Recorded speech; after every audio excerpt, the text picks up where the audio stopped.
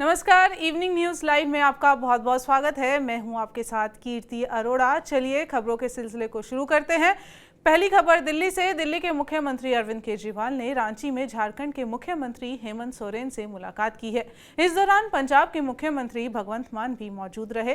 दिल्ली के सीएम केंद्र सरकार के अध्यादेश के खिलाफ विभिन्न दलों से समर्थन जुटा रहे हैं। वो राष्ट्रीय स्तर पर मुहिम चला रहे हैं। इस दौरान दिल्ली के सीएम अरविंद केजरीवाल ने कहा कि मैं हर एक बीजेपी सांसद को भी चिट्ठी लिखूंगा। ये उनकी पार्टी बीजेपी की लड़ाई नहीं है, ये देश के अंदर जनतंत्र को कायम रखने की लड़ाई है। उनको भी करेंगे, सबको सबके पास जाएंगे। और मैं समझता हूं कि ये लड़ाई केजरीवाल की लड़ाई नहीं है, ये लड़ाई केवल दिल्ली के लोगों की लड़ाई नहीं है। केजरीवाल किसी भी राज्य के खिलाफ ऐसा अध्यादेश लाया जा सकता है। पूरे देश के अंदर हम देख रहे हैं कैसे गैर बीजेपी सरकारों को तोड़ के, मोड़ के, खरीद के गिराया जा रहा है। झारखंड के अंदर मैं हेमंत जी को बधाई देना चाहता हूं कि यहां भी उन्होंने कोशिश की इनकी सरकार तोड़ के गिराने की, लेकिन इन्होंने उनकी षड्यंत्र को असफल कर दिया। कहीं पे ये लोग एमएलए खरीद लेते हैं, इनके पास तो बहुत पैसा हो गया, अब एमएलए खरीद के सरकार गिरा देते हैं। कहीं पे ये लोग ईडी और सीबीआई के केस करके एमएलए तोड़ के सरकार गिरा देते हैं। दिल्ली में ना हमारे एमएलए बिके, ना हमारे एमएलए टूटे, तो वहां पे फिर ये ऑर्डिनेंस लाके हमारे को काम नहीं करने दे रहे। ये पूरे देश के अंदर जो चल रहा है ये अच्छा नहीं चल रहा। नहीं, ये किसी के भी साथ हो सकता है। जो लड़ाई है वहां पे वाईएसआर के पास 13 सीटें हैं और 9 सीटें बीजू जनता दल के पास है। दोनों एनडीए के साथ बराबर रहे हैं। वो लोग हर एक मुद्दे पे वहां समर्थन करते हैं। कैसे आपको समर्थन देंगे? 9 है, 13 नहीं है। उसके पास, उनके पास भी 9 है, उनके पास भी 9 है। तो मेरा, वो दोनों भी इम्पोर्टेंट है हमारे लिए। तो एक एक सीट इम्पोर्टेंट है।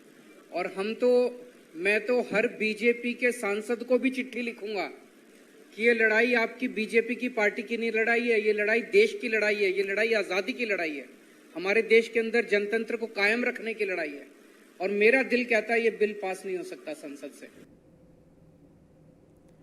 इसी दौरान पंजाब के मुख्यमंत्री भगवंत मान आप संयोजक और दिल्ली के मुख्यमंत्री अरविंद केजरीवाल के साथ लाए गए अध्यादेश के खिलाफ तमाम राज्यों में समर्थन मांगे पहुंच रहे हैं। इसी कड़ी में वो झारखंड पहुंचे, जहां सीएम सोरेन से मुलाकात की और प्रेस कॉन्फ्रेंस के दौरान कहा कि कोई भी व्यक्तिगत समस्या लेकर नहीं आए हैं, ये लोकतंत्र की हत्या ना हो उसकी मुहिम है।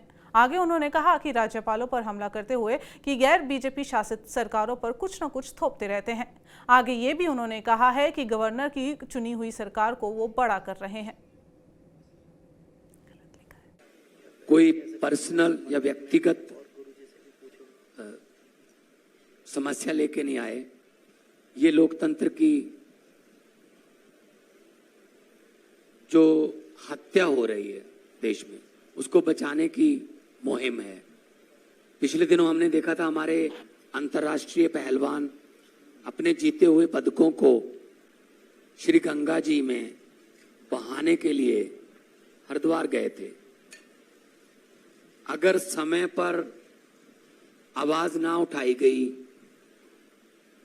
तो शायद अगली बारी लोकतंत्र की अस्थियों को बहाने की होगी। क्योंकि जो नॉन बीजेपी गवर्नमेंट है देश में, उन पर अध्यादेश लाए जा रहे हैं।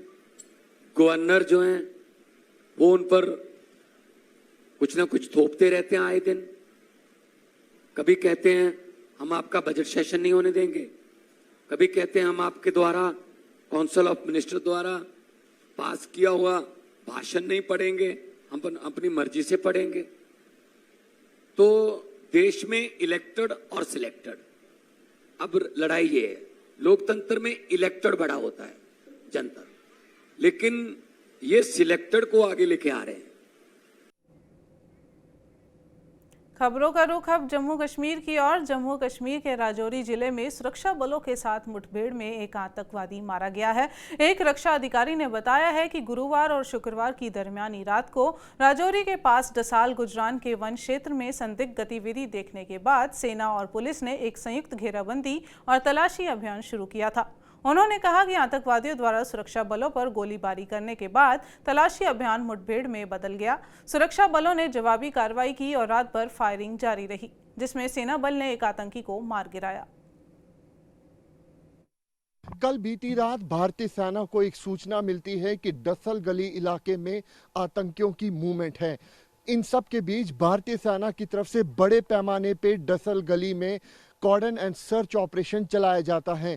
आतंकियों के साथ कांटेक्ट होता है, उसके बाद मुठभेड़ जो है वो शुरू हो जाती है।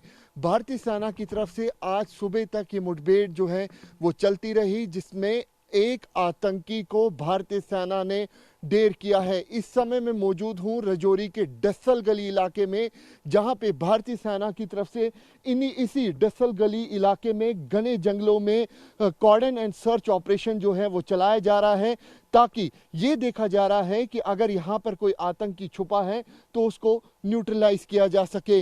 बड़े पैमाने पे यहाँ पर कॉर्डन एंड सर्च ऑपरेशन में भारतीय सेना, साथ में जम्मू कश्मीर पुलिस जो है वो यहाँ पर मौजूद है। इनर कॉर्डन में भारतीय सेना जो है वो पूरे इलाके में यहाँ पर इलाके में सर्च एंड कॉर्डन ऑपरेशन चला रही है।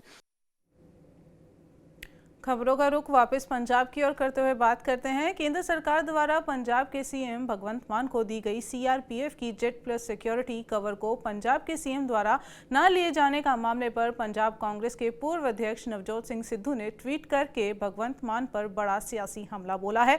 उन्होंने कहा कि आपकी सुरक्षा में करीब 1000 से ज्यादा पुलिस कमांडो लगे हुए हैं। आप पंजाब में सबसे ज्यादा सुरक्षा वाले प्रोटेक्टेड मुख्यमंत्रियों में शुमार होते हैं, इसलिए ये सिक्योरिटी ना लेने का ड्रामा करके कि पंजाब की जनता को बेवकूफ ना बनाया जाए। खबरों का रुख हरियाणा की ओर। भारतीय कुश्ती संघ के पूर्व अध्यक्ष और बीजेपी सांसद ब्रजभूषण शरण सिंह और पहलवानों के बीच चल रहे विवाद को लेकर हरियाणा के कुरुक्षेत्र में महापंचायत शुरू हुई थी। इस महापंचायत में राकेश टिकैत समेत कई किसान नेता और खापें भी शामिल हुई थी। पहलवानों के विरोध के समर्थन में बैठक के दौरान खाप पंचायत के सदस्य आपस में ही भिड़ते हुए नजर आए। महापंचायत के दौरान कई बार खाप पंचायत के सदस्यों के बीच बहस होते दिखाई दी है।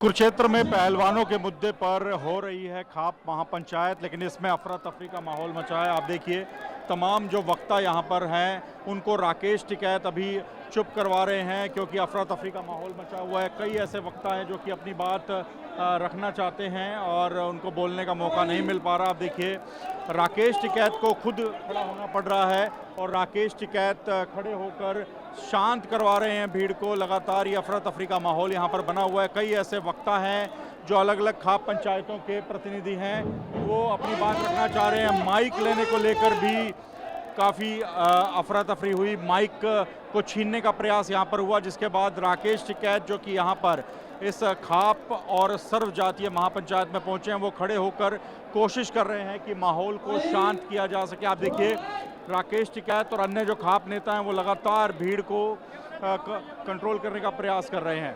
तो ये फिलहाल स्थिति है। राकेश टिकैत लगातार माहौल को शांत करने का प्रयास कर रहे हैं और कोशिश कर रहे हैं कि इस खाप महापंचायत में कोई ना कोई फैसला निकल सके। अगली खबर भी हरियाणा से है। हरियाणा पुलिस को एक बड़ी सफलता हाथ लगी है। पुलिस ने कुख्यात गैंगस्टर लॉरेंस बिश्नोई के गैंग से जुड़े 10 शार्प शूटरों को गुरुग्राम से गिरफ्तार किया है। पुलिस ने आरोपियों के कब्जे से 4 पिस्टल, 28 जिंदा कारतूस, 2 कार और 7 पुलिस की वर्दी समेत अन्य सामग्री को बरामद किया है। पुलिस ने जब इन आरोपियों से पूछताछ की तो पता चला कि सभी कुख्यात गैंगस्टर लॉरेंस बिश्नोई और गोल्डी बराड़ गैंग के सक्रिय शूटर हैं और गुरुग्राम में डकैती अपहरण की एक बड़ी वारदात को अंजाम देने आए थे। वारदात को अंजाम देने के लिए इन्होंने योजना बनाई थी कि जोगिंदर उर्फ जोगा, जो कि आरोपी है और पुलिस इंस्पेक्टर बनेगा, और अन्य सदस्य पुलिस की वर्दी पहनेंगे। पुलिस की वर्दी पहनकर ही वारदात को अंजाम देंगे। योजना के अनुसार इन्हें एक व्यक्ति का अपहरण करके फिरौती के रूप में करोड़ों रुपए ऐंठने की वारदात को अंजाम देना था, लेकिन गुरुग्राम पुलिस की सक्रियता के कारण इन्हें दबोच लिया गया है। लॉरेंस बिश्नोई गोल्डी बराड़ गैंग के 10 शार्प शूटर्स गुड़गांव पुलिस ने तत्परतापूर्वक इनको अरेस्ट करा गया है।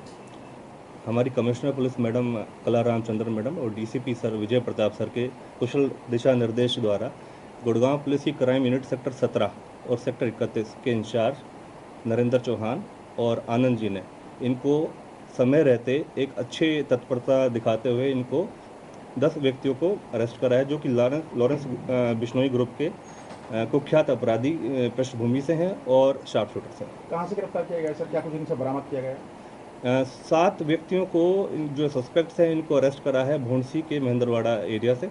जिनके पास ये किसी योजनाबद्ध तरीके से वहाँ पर इकट्ठे हुए थे। और पुलिस यूनिफॉर्म, आपको सबसे पहले ये बताने की ज़रूरत है कि पुलिस यूनिफॉर्म के अंदर ये एक योजना बता रहे थे किसी डकैती या किसी और भी अन्य मैटर को कमिट करने के लिए। खबरों को आगे बढ़ाएंगे। राहुल गांधी के विदेश में बीजेपी के खिलाफ दिए बयान का मामला भारत में तूल पकड़ता जा रहा है। अब इसी मामले में हरियाणा के गृह मंत्री अनिल विज ने राहुल गांधी और कांग्रेस पर तंज कसते हुए कहा कि राहुल गांधी अंतर्राष्ट्रीय मुस्लिम नेताओं के प्रभाव में हैं और राहुल विदेश में भारत की छवि बिगाड़ने का काम कर रहे हैं। इसके साथ साथ कांग्रेस पर तंज कसते हुए अनिल विज ने कहा कि कांग्रेस में सारे फ्यूज बल्ब है। अब जो है ये एक नाम से पार्टी और उसी नाम के लिए उसने काम करा, आज़ादी से पहले भी और आज़ादी के बाद भी। अब ये कुछ अंतर्राष्ट्रीय मुस्लिम नेताओं के प्रभाव के कारण इस प्रकार की बातें कर रहे हैं। 1984 के सिख विरोधी दंगों से जुड़े दिल्ली के पुलबंगश मामले में आज दिल्ली की राउज एवेन्यू कोर्ट में दंगों के आरोपी कांग्रेस नेता जगदीश टाइटलर के खिलाफ सप्लीमेंट्री चार्जशीट को मंजूरी देते हुए विशेष एमपी एमएलए कोर्ट में मुकदमा चलाने के लिए ट्रांसफर किया गया है। अब राउज एवेन्यू कोर्ट मामले की सुनवाई 8 जून को करेगी। सीबीआई के मुताबिक तत्कालीन प्रधानमंत्री इंदिरा गांधी की हत्या के एक दिन बाद 1 नवंबर 1984 को पुलबंगश इलाके में भीड़ ने एक गुरुद्वारे में आग लगा दी थी। इसमें 3 लोगों की मौत हो गई थी। इस मामले में टाइटलर पर 39 साल पहले दिए गए भाषण में भीड़ को उकसाने का आरोप लगा है। खबरों में आगे बढ़ेंगे। दिल्ली आबकारी नीति में कथित घोटाले से जुड़े मामले में आम आदमी पार्टी नेता मनीष सिसोदिया की पेशी हुई है। आज सिसोदिया को राउज एवेन्यू कोर्ट में लॉकअप से जज के सामने वीडियो कॉन्फ्रेंसिंग के जरिए पेश किया गया है। कोर्ट ने सीबीआई को आरोपियों को चार्जशीट की कॉपी और संबंधित दस्तावेजों की कॉपी देने के निर्देश दिए हैं। मामले की अगली सुनवाई 6 जून को होगी। बहरहाल मनीष सिसोदिया की अंतरिम जमानत याचिका पर दिल्ली हाईकोर्ट ने फैसला सुरक्षित रखा है और दिल्ली हाईकोर्ट ने मनीष सिसोदिया को कल कुछ घंटे के लिए अंतरिम राहत दी है और पुलिस हिरासत में ही पत्नी से मिलने की इजाजत दी है। कांग्रेस नेता राहुल गांधी इन दिनों अमेरिका दौरे पर हैं। यहां वो कई कार्यक्रमों में हिस्सा ले रहे हैं और भारत की राजनीतिक और अन्य परिस्थितियों पर बयान भी दे रहे हैं, लेकिन उनके बयान भारत में लोगों को रास नहीं आ रहे और अब वे राहुल के दिए बयानों पर पलटवार भी कर रहे हैं। इस कड़ी में हिमाचल की पूर्व मुख्यमंत्री शांता कुमार ने निशाना साधते हुए कहा कि आजकल राहुल गांधी विदेश में हैं और लगातार प्रधानमंत्री नरेंद्र मोदी के खिलाफ कुछ भी बोल रहे हैं और इसे पढ़कर हमें शर्म आती है। अमेरिका के लोग भी क्या सोच रहे होंगे, लेकिन वे इस पर कोई टिप्पणी नहीं कर रहे। खबरों के सिलसिले में आज बस इतना ही। अपने राज्य से जुड़ी हर खबर के लिए आप देखते रहिए TV9 पंजाब हरियाणा हिमाचल और जुड़े रहिए इवनिंग न्यूज़ लाइव के साथ। नमस्कार।